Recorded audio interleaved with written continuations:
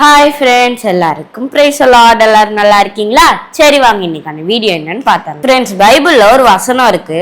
சங்கீதம் 37:8 கோபத்தின் நெகிழ்வு உக்கிரத்தை விட்டுவிடு, பொல்லாப்பு செய்ய ஏதுவான எரிச்சல் உனக்கு வேண்டாம் அப்படின்னு ஏசப்பா சொல்லியிருக்காங்கல்ல ஃப்ரெண்ட். இன்னைக்கு நம்ம அநேக நேரத்துல என்ன பண்றோம், நம்மளுக்கு சடனா கோபம் வந்துடுது. இப்ப வந்துட்டு நம்ம அப்பா அம்மா திட்டாங்கன்னா, இல்ல டீச்சர்ஸ் திட்டாங்கன்னா, இல்ல நம்ம ஃப்ரெண்ட்ஸ் யாராச்சும் நம்மளை அடிச்சுட்டாங்கன்னா திட்டாங்கன்னா நம்மளுக்கு சடனா கோவம் வந்துடுது, டென்ஷன் ஆயிடுறோம். சில நேரத்துல நம்மள என்ன பண்றோம், கெட்ட வார்த்தை பேசிடுறோம், அவங்கள திட்டிடுறோம், இல்லைன்னா கை ஓங்கிடுறோம், இது மாதிரி அவங்கள விட்டு விலகி வந்துடுறோம். இதெல்லாம் ஏசப்பாவுக்கு பிடிக்குமா? பிடிக்காதுல்ல.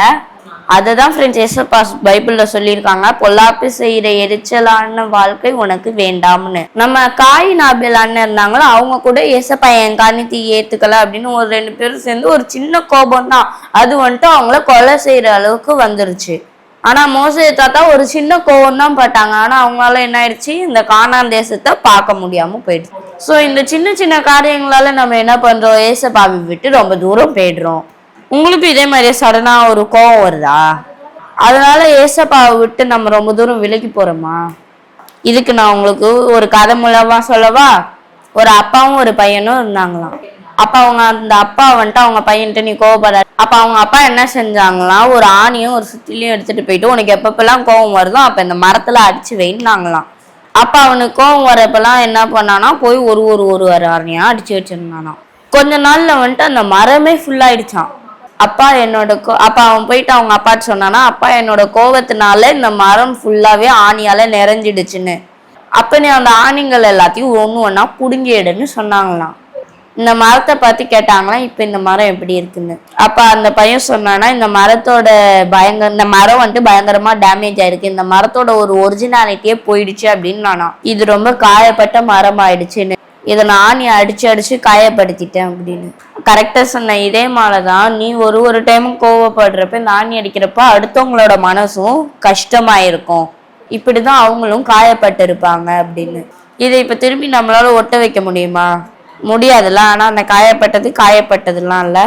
அதனாலதான் ஏசப்பா சொன்னாங்க, மற்றவர்களுக்கு பொல்லாப்பு செய்கிற எரிச்சல் நமக்கு வேண்டாம், கோபத்தை விட்டு விடுங்கன்னு. ஸோ ஆமா ஃப்ரெண்ட்ஸ், நம்மளும் இனிமேல்ட்டு கோவப்படவே கூடாது. நம்ம அப்படியும் கோவப்பட்டா பார்த்தீங்களா, நம்ம ஃப்ரெண்ட்ஸை நம்ம எத்தனையோ நேரம் திட்டிருப்போம், கோபப்பட்டிருப்போம். அப்பெல்லாம் அவங்களோட மனசும் எவ்வளோ நொறுங்கி போய் எவ்வளோ டேமேஜ் ஆயிருக்கும்ல, அதையும் நம்ம யோசிச்சு பார்க்கணும். ஸோ இன்னைக்கு நம்ம செஞ்ச ஒரு பாவத்துக்காகவும் இனிமேல்ட்டு நான் கோபமே படமாட்டேன் ஏசப்பா அப்படின்னு சொல்லி இன்னைக்கு நம்ம எல்லாரும் சேர்ந்து ஜெபம் பண்ணலாமா? அன்புள்ள ஏசப்பா, இந்த நாளை தந்ததுக்காக நன்றி ஏசப்பா. இந்த நாளிலும் எங்களுக்கு நீங்க இந்த கதையோட இந்த வசனத்தை கற்றுக் கொடுத்ததுக்காக நன்றி ஏசப்பா. இந்த நாளிலும் நாங்க எப்படி கோவப்படாம இருக்கணும், நாங்க எப்படி மற்றவங்களோட இருதயத்தை காயப்படுத்தாம இருக்கணும்னு சொல்லி கொடுத்ததுக்காக நன்றி ஏசப்பா. நாங்க இனிமேட்டு கோவப்படாம இருக்க நீங்க உதவி செய்யுங்க. எங்க ஃப்ரெண்ட்ஸ் எல்லாரையும் பிளஸ் பண்ணுங்க. இயேசு நாமத்தில் ஜெபிக்கிறோம் நல்ல பிதாவே, ஆமேன். ஓகே ஃப்ரெண்ட்ஸ், நாளைக்கும் நான் உங்களை இன்னொரு வசனத்தோட சந்திக்கிறோம். நான் உங்க ஜெட்சன். இந்த வீடியோ உங்களுக்கு பிடிச்சிருந்துச்சுன்னா லைக் பண்ணுங்க, ஷேர் பண்ணுங்க. Have a nice day.